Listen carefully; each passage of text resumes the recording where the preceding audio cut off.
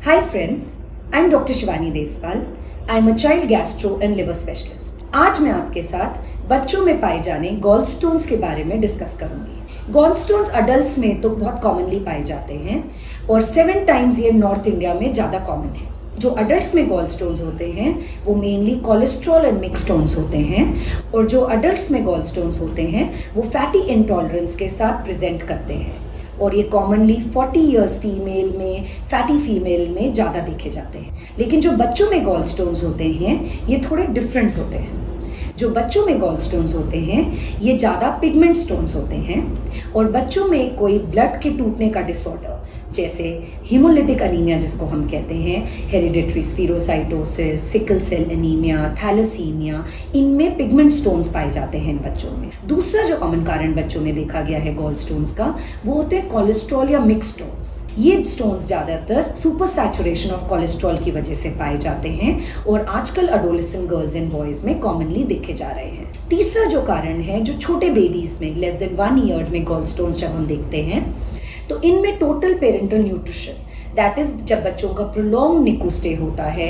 और इनको prolong nutrition ivy के रूप से दिया जाता है और फास्टिंग रखा जाता है या इनको प्रोलॉन्ग्ड एंटीबायोटिक यूज़ होता है आईवी सेफ्ट्राइजोन का या उनको कोई कंजेनिटल लिवर की प्रॉब्लम जिसको हम पीफिक कहते हैं या उनको गॉल ब्लैडर की जो डक्ट होती है उसकी बनावट में कोई प्रॉब्लम होती है जिसको हम कोलिडोकल सिस्ट कहते हैं, इन बच्चों में गॉल स्टोन्स होने के ज़्यादा चांसेस होते हैं। जब भी आपके बच्चे को गॉल स्टोन डायग्नोज होता है तो आपको एक पीडियाट्रिक गैस्ट्रोएंटरोलॉजिस्ट को इमीडिएटली कंसल्ट करना चाहिए। बच्चों में गॉल स्टोन्स 20% इंसिडेंटल डायग्नोसिस होता है, जैसे किसी पेन अब्डोमेन के लिए आप पेशेंट को दिखाया और अल्ट्रासाउंड आपको एडवाइस किया गया और उसमें गॉल स्टोन्स एकदम पकड़े गए क्योंकि अल्ट्रासाउंड 95% सेंसिटिव है गॉल स्टोन्स पिक करने के लिए। दूसरा टाइम होता है कि बच्चा आता है एक्यूट अब्डोमिनल पेन में इमरजेंसी में जिससे बच्चे को गॉल ब्लैडर की इन्फ्लेमेशन या इन्फेक्शन हो जाता है जिसको हम एक्यूट कोलिसिस्टाइटिस या कोलेंजाइटिस कहते हैं या कभी कभार पैनक्रेटाइटिस के अटैक से भी बच्चा इमरजेंसी में आता है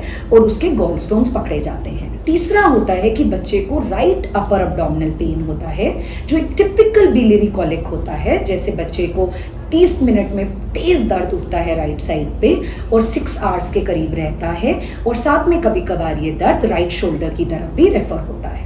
20% बच्चों में ये वेग सिम्टम्स की तरह आता है कि सिर्फ थोड़ा सा राइट अपर अब्डोमिनल पेन हुआ, उल्टी का मन करता रहा या एक उल्टी हुई और तब जब डॉक्टर सस्पेक्ट करते हैं और अल्ट्रासाउंड कराते हैं तो गॉल स्टोन्स निकलते हैं। गॉल स्टोन्स जब बच्चे को पिक होते हैं तो आपके पेडियाट्रिक गैस्ट्रोएंटरोलॉजिस्ट एक बेसिक हीमोलिटिक वर्कअप करते हैं आपके बच्चे को, ये कॉमन ब्लड के डिसऑर्डर्स रूल आउट करने के लिए और कोलेस्ट्रॉल और ट्राइग्लिसराइड्स के लेवल चेक करते हैं। अगर उनको कोई भी रिस्क फैक्टर नहीं मिलता है तो हम इसको इडियोपैथिक गॉल स्टोन्स लेबल करते हैं जो बच्चों में 30 to 40% देखे जाते हैं जिसमें कोई कारण नहीं मिलता हमें गॉल स्टोन्स का। बट गॉल स्टोन्स में ये देखा गया है कि मेडिकल थेरेपी का कोई रोल नहीं है। बहुत सारी स्टडीज हुई हैं बच्चों में जिसमें मेडिकल थेरेपी जब ट्राई गई है तो गॉल स्टोन्स को कोई रिलीफ नहीं मिला है। तो ये कंसेंसस है पीडियाट्रिक सर्जन्स और पीडियाट्रिशियंस में कि अगर आपके बच्चे को गॉल स्टोन्स हैं जो सिम्टोमेटिक हैं और जो कॉम्प्लिकेशन कर चुके हैं तो अब गॉल ब्लैडर को डेफिनेटली लैप्रोस्कोपिक कोलिसिस्टेक्टमी से रिमूव करने में ही समझदारी है। अगर आपके बच्चे में गॉल स्टोन्स एसिम्टोमेटिक हैं और दर्द का कोई और कारण है और बस वो पड़े हुए हैं तो हम थोड़ा वेट करके देख सकते हैं। लेकिन देखा गया है कि अगर gall stones more than 12 months persist कर रहे हों या मल्टीपल हों या रेडियो ओपैक हों तो इनको समझदारी निकालने में ही है क्योंकि ये कभी भी कॉम्प्लिकेशन कर सकते हैं। अगर आपके बच्चे को गॉल स्टोन्स हैं और आप इसके बारे में चिंतित हैं तो आप एक पीडियाट्रिक गैस्ट्रोएंटरोलॉजिस्ट से कंसल्ट करिए और इसका अप्रोप्रिएट ट्रीटमेंट को डिसाइड करिए।